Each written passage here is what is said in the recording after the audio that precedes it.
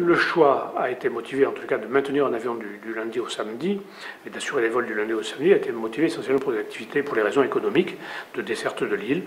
Le changement est toujours difficile. Il y a sans doute eu de la part des Ouessantins l'inquiétude de la disparition de la ligne aérienne, ce qui était proposé par un certain nombre d'élus du Conseil général et de l'opposition en particulier. Mais il a été aussi, et je le regrette, très difficile d'organiser le dialogue, puisque nous avons sur nos transports terrestres des comités d'usagers avec lesquels nous discutons pour voir comment faire évoluer le transport, les horaires, etc., l'adapter au mieux possible aux besoins. Il a été très difficile voire impossible de mettre en place cela avec Ouessant. Nous nous sommes heurtés à une difficulté de dialogue, l'hypothèse de départ étant qu'il ne fallait rien changer et que cela ne nécessitait pas donc de mettre en place quelques comités que ce soit. Voilà des propos recueillis par David Cormier du Télégramme. Arnaud, bonjour. Bonjour Frédéric. Alors vous étiez à cette réunion publique à Ouessant ce jeudi. Quelle était l'ambiance là-bas ? Une bonne ambiance, un peu tendue. Je pense que les Ouessantins d'abord étaient très nombreux, 150. Forte mobilisation. Oui, forte mobilisation, 150 personnes pour 500 habitants permanents, donc c'est quand même important.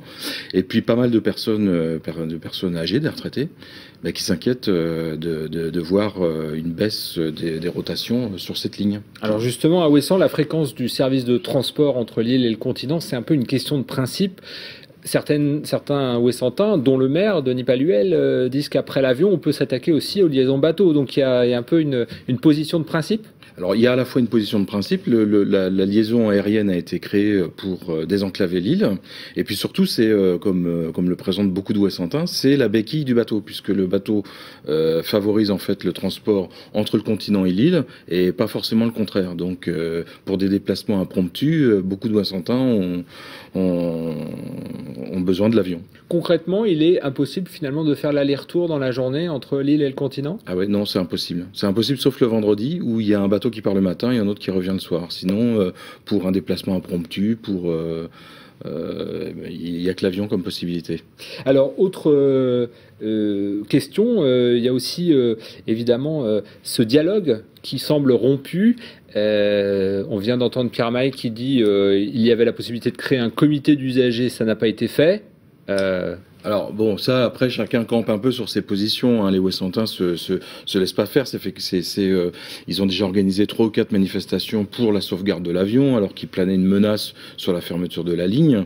Donc qu'est-ce qu'ils ont fait comme action? Ils ont fait une manifestation avec un blocage de l'aérodrome.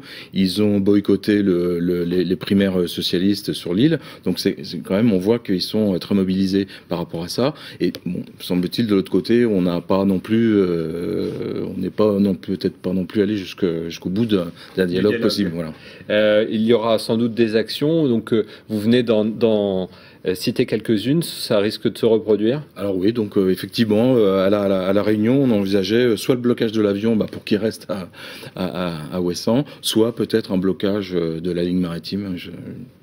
Le choix sera laissé aux Ouessantins. Décision le 5 mars, donc en commission permanente du Conseil général.